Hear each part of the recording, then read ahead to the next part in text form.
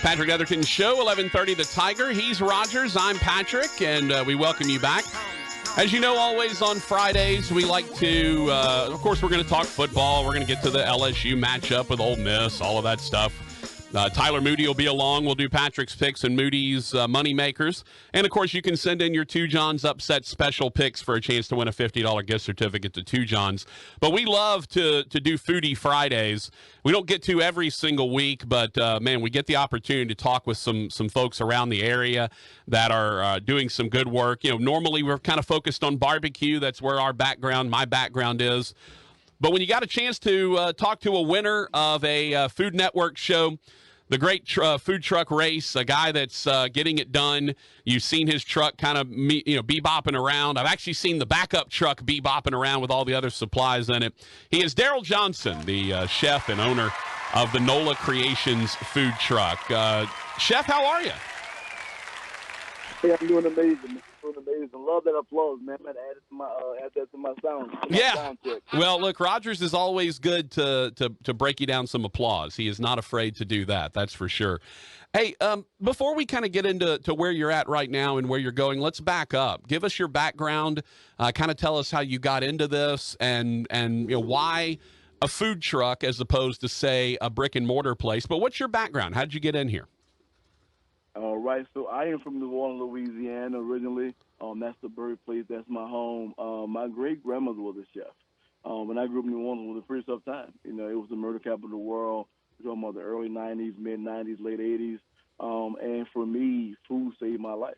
You know, it kept me out of the streets, kept me from doing some difficult things or making bad decisions. You know, so I went, to high school in New Orleans, like I said, born and raised. And one of my first early real restaurant jobs was a place called Commander's Palace. If you know food, New Orleans food, Commander's Palace is the pinnacle. Mm-hmm. I worked on the guy that you may have heard of called Emeril Lagasse. Yeah. So I did that for a while. Went to Paris for 11 months and cooked in a place called the Sous Maison. So been around the world cooking. London. Of course, back home in New Orleans, through the States. I actually got an opportunity to open my first restaurant in 2005. Yeah. 2005, right before Hurricane Katrina hit. And, of course, the hurricane hit, and we just kind of closed it up and then kind of moved on to back to corporate restaurant life. And then once again in 2015, I opened up, 2013, opened up a second restaurant here in Shreveport, Louisiana on Monkhouse Drive at the Moon Rider Inn. Yeah. I did that called Crest City Bistro. Did that for a couple of years. Then moved to Bossier, Industrial Drive, had another Crest City Bistro. And we just kept kind of progressing. And kind of, long story short, we moved to Atlanta. And we had some hiccups. We had a contractor kind of rip us off here in Shreveport-Bossier area, and we had to regroup. So we moved to Atlanta. I opened up a wing restaurant, a pizza place, kind of regroup. And that's when I got back on Food Network. So that's kind of where I am right now, how I got from there to here. Tell me about having a food truck versus a brick and mortar place, because obviously, you mentioned Crescent City. I've eaten there. I didn't realize that was your spot, but I ate there back when it was on Monkhouse, and I'm kind of curious. Yeah, I'm kind of curious how, why a food truck as opposed to trying to find another brick and mortar spot. So that's actually my wife. My wife is the marketing genius of the family. Mm-hmm. She has an MBA. She's working on a PhD. So she is the brains behind a lot of what we do, right? So we had just won a great food truck race. And my thing was, okay, well, bam, I'm back in business. Let's get on the restaurant going. So her, in her infinite knowledge, to say happy wife, happy life, she said, well, honey, we just won a food truck show. Why not do a food truck? And like, duh, So we modeled it right after the show, so we had brand recognition. And for me, I would probably never open another restaurant ever again. I just fell in love with it. I run 40 items on my menu some days. It's all made from scratch. I can do exactly the same thing in a restaurant I can do in a food truck.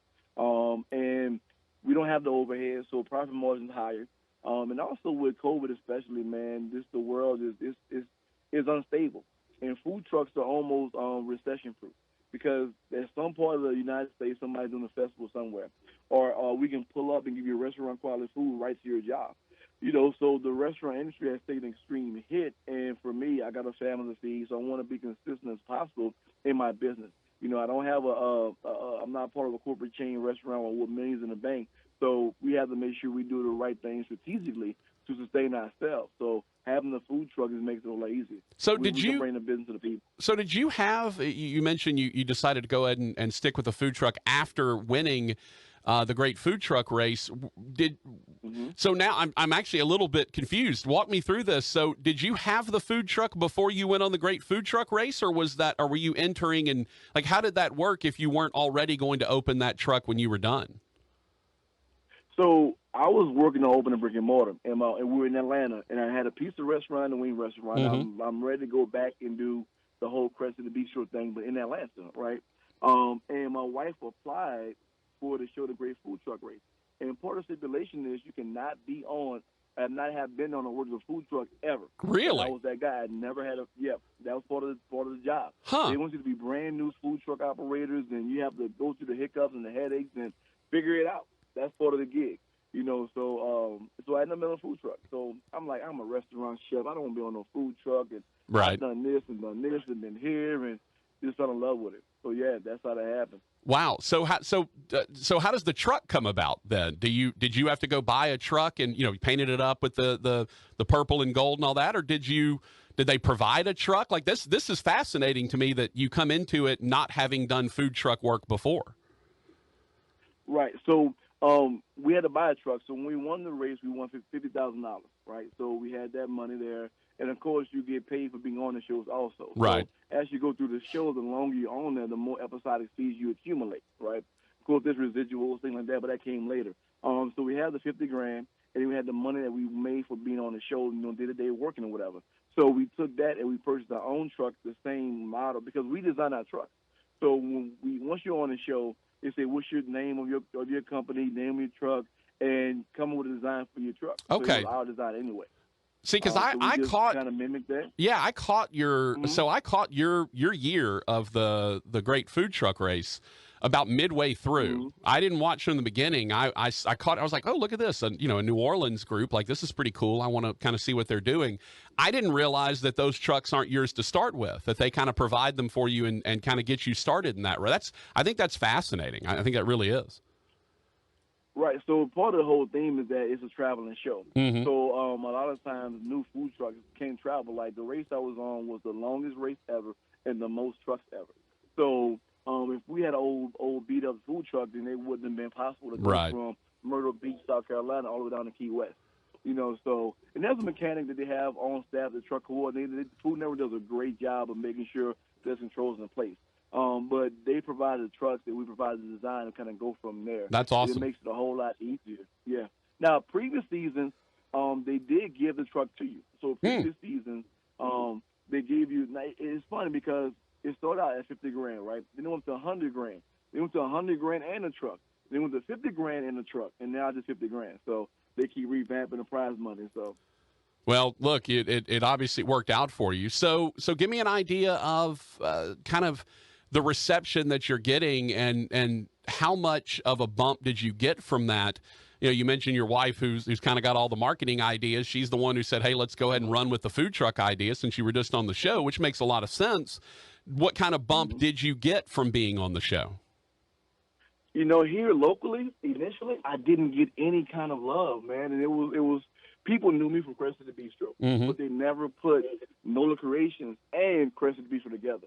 So it was one of those things that our first day we pulled up in our truck and we were sitting outside our drug emporium and we made $73. Wow. And we had been there from like 11 until like 5. Yeah. So again, it was rough at first, but then we started, networking and letting people know, hey, we're back in town. Hey, this is me. And people would drive by like, oh, my God, we thought you guys were in New Orleans. Because at the end of the show, we were living in Atlanta. So I said we're going to start our food truck business in Atlanta, Georgia. And people assumed that we were just in Atlanta or we were back in New Orleans and not knowing we're back in Shreveport. Yeah. So getting the word out really helped us. Now, once the word got out, oh, man, it was crazy. We would pull up and there'd be 100 people in line waiting on us. TV validates you, And this was my second show on Food Network. The first was Cutthroat Kitchen, Right. and that was 2015. So being on it again, so I'm a two-time Food Network alum right now, and a winner. People just came out of nowhere. People would travel from Houston. People would travel from Dallas. People come from Texarkana, and they will always come, to see, hey, this Food Network guy, is he the hype or is it a real deal? Right. And we really, really enjoyed it. So it was great. That's awesome. Talking to Chef Darrell Johnson from Nola Creations and the food truck. You're getting ready to head to Florida for a little while. You're going to get down to Fort Lauderdale. I'm curious. Give me some indication of how you decide where to go. So we're invited. I mean, we're national recognized, and it's crazy because I go places and people are like, oh my God, I want your autograph. You're a celebrity. I'm like, who, me? No, I'm the chef. So we're invited. So the city manager and the mayor of Fort Lauderdale, we met them actually filming in Great Food Truck Race in 2019, and they always say they wanted to come back. We know, of course, in 2020, COVID hit and things slowed down, so we stayed in contact. But we get invited all over the country. In this last season of Great Food Truck Race, we were actually part of the All-Star Edition, right? And we filmed that out in San Francisco. So those folks out there want to come back. So we get emails and we get inboxes on Instagram and Facebook and all those things from different places that, hey, we want you guys out there. So our reputation has kind of gotten us to be in a good position. We don't have to ask for anywhere anymore. Yeah, that's it is pretty remarkable to see how it's kind of blown up, and it's funny because I noticed you have your regular food truck, but then you've got like your supply vehicle that rolls around with it, because that's the one that I saw. I was just driving around town. I was maybe going home or something, and I saw the the supply trailer basically. And I'm like, you know what? I kept thinking, I've been meaning to try to get him on the show for one of our Foodie Friday segments, because this is fascinating to me. Because as you mentioned, you have a fine dining, master chef type of background. Is it odd to work in a truck as opposed to a kitchen, a traditional kitchen? Is that something that you had to kind of overcome to start with, or have you been comfortable from the get-go? I think it was more or less ego, right? Because we look at food trucks as, roach coaches and things like that, but they are not. That day is long gone. And the trailer you saw is actually one of my food trailers, right? So I have the food truck and two smaller food trailers, and I designed the layout for all three. So they are literally kitchens on wheels. The food trailer has a 6-burner double oven with a flat top on there with 2 deep fryers, reaching coolers, stand-up coolers, big sinks, all those things. So they're literally kitchen on wheels. So for me, I can still do everything I can do in a restaurant in my food truck. The only difference is that I have to have a commissary that once we're finished to go back and put the product back on the shelf in the walk-in cooler and clean up things like that, versus a restaurant where you're already there and your cooler's right there. Yeah. That's the only big difference. Yeah. Their days not run 40 items on my menu. Yeah.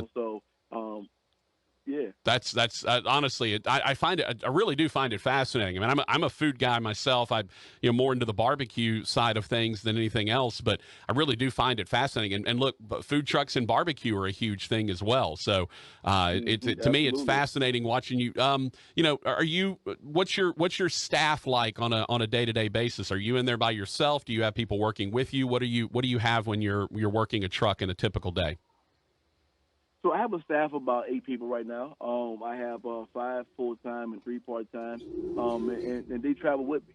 But there are days when I say, you know what, y'all go home, I got it. I love to challenge myself. So I leave one employee to take orders, and I just go from side to side. Like I say, I'm running saute, fry, running the grill. But on a regular day, I will probably have about 4 employees in the truck. Because we have a really good following, so we do a really good volume. So when everybody get their food and get it fast. Our goal, like any restaurant, is 8 to 12 minutes. You have your food in your hand. So we don't always hit that mark sometimes. We get the bigger festivals. It can get a little bit much, but for the most part, 8 to 12 minutes, your food's in your hand. So I would say about 4 employees on a regular. Going to Fort Lauderdale, I increased my staff to about 12. It's going to be crazy out there. Yeah, it certainly looks like it. So when are you? Where can we find you here? Are you going to be here again before you go to Fort Lauderdale, or have y'all packed up and are ready to take off? Yes, so tomorrow I will be at MS Kick on Marlin Street, the Marlin Street Incubator, the partnership with LSUS. I'm sorry, Southern University in Shreveport. Hmm. They have an incubator kitchen, and I'm one of the tenants. That's my commissary, and they are doing a foodie fest, and I'll be parked there from about 12:30 until 6 p.m. on tomorrow. So we'll be out there. We'll have some of my great favorite dishes out there as well, and then we're going to shut it down and rest on Sunday and go to Fort Lauderdale, and we'll be back on November the 6th. And then the first thing we'll do when we get back, we'll be at November the 8th. We'll be at Centenary College for the homecoming. Nice. And then we're going to do that, and then we're going to we'll be around with several apartment complexes. We'll be at, and we always post on social media and on our website as well. So we're going to be here. We're going to be at the Independence Bowl this year. We'll be doing a lot, and so we'll definitely be around town. We're still looking for a permanent spot. I'm a real believer in not food truck as a restaurant. You know, where we have one permanent spot where you can come get us, like we were at Drug Emporium. We're still working on that. But we'll be around until then. We'll definitely be around. You know, it's interesting, Darrell, you bring that up. And one of the things I feel like we kind of are lacking here that a lot of cities our size and a little bigger have is kind of a food truck lot, so to speak. You know what I mean? Like it seems like you find in a lot of cities, hey, here's a place where there's, you know, maybe there's a dessert truck and there's an entree truck and this truck's doing some like vegan stuff. You know, there's like a variety of trucks in one lot. I feel like we're kind of missing that here in Shreveport. Yeah, so there is something called The Lot in downtown Shreveport, and it's been in existence maybe a month or two. Is that at the old Sportran? Yeah, at the old Sportran. Yeah, I've driven by it a couple of times, and I didn't actually know what it was. So this is good information. Right. So I haven't been there yet because our schedules are. We try to book 1 to 2 months ahead of time because we do have a little bit of a demand. But I spoke to the owner. We will be out there. Matter of fact, us and Barbecue and More, Mr. Harvey, we're going to go together when we get back to Fort Lauderdale and kind of promote that area so people will know, hey, there is a food truck lot here, and we will be there pretty regular. You can come in their tables. There's good parking, so it's coming. I'm actually, one of my goals in 2022 is to do the same thing in Bossier, right? Go ahead and get a food truck park going because, again, I have 3 trucks, you know, so I have 3 of the concepts that I'm going to roll out in 2022. So it'll get there. It'll definitely get there. I think sometimes, you know, Shreveport, Louisiana, as a whole, we're kind of a little bit behind the rest of the world, the rest of the country. So we'll get there, definitely get there, and I'll be an advocate for it all the way.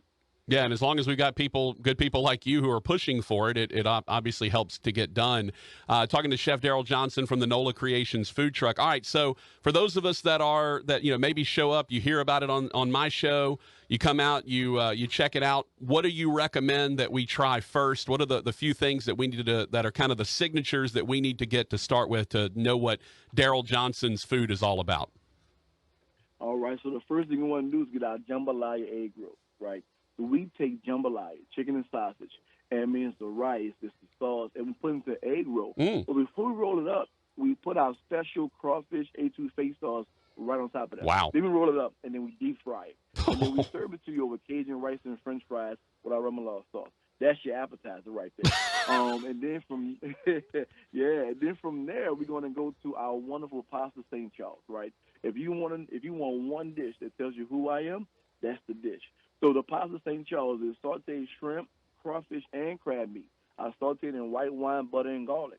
Then I'm going to go ahead and toss in 3 of our scratch-made sauces, my Alfredo sauce, my shrimp butter, and my tasso cream. Wow. And then we do wonderful scratch-made pasta. I roll out handmade pasta. I got a really good machine that's been with me a long time, and we roll out fresh-made pasta. So we toss that in there, and we toss it up, flip it up, and then we put it into a nice little container for you. But that's not all. We take a fried crab cake and put on top of that pasta. And then on top of the crab cake, we do a white wine crab sauce. That's your entree right there. You know, and then when you go from there, just kind of a side note, you want to keep in mind that we do have a wonderful chicken and waffle. I mean, chicken and waffle. It is a chicken and waffle with our sriracha maple syrup. Make the batter from scratch. It's amazing as well. So you have that on there. And lastly, our world famous beignets. You know, we've been really, really doing our beignets, and people love them everywhere. So there's a beignet bite, and then we make the dough from scratch. We deep fry it, and then we toss it in white chocolate sauce before we put the powdered sugar on top of there. You know, so that's, again, amazing. And we have different flavors. We have a coffee and cream flavor, and we also have a key lime pie flavor. So you got 3 choices. So that is what you need to get when you come in a food truck. Okay. All right. And then do you provide the cot afterward that we can nap on before we get ready to leave? Oh, yeah, we got a wheelbarrow. We pull out back and we sleep on. I love it. I love it. Oh, that really does sound amazing. I'm not going to lie. That is incredible. And the folks in Fort Lauderdale have no idea what they're getting ready to experience. And look, can't wait for you to get back as well, man. That's awesome. Such a great journey, such a great story, Darrell. I really do appreciate your time. Look forward to getting out and visiting you next when you're next in town after you get back from Fort Lauderdale. We're going to come out and come say hi, and I'll probably try all of that you just mentioned, and then I'll ask you to put me to bed if you don't mind. Tuck me in. Absolutely. Make it happen. Hey, thank you so much, Joe. We really do appreciate your time, and have fun down in Fort Lauderdale, man. Thank you. See you soon. All right. Darrell Johnson, Nola Creations Food Truck.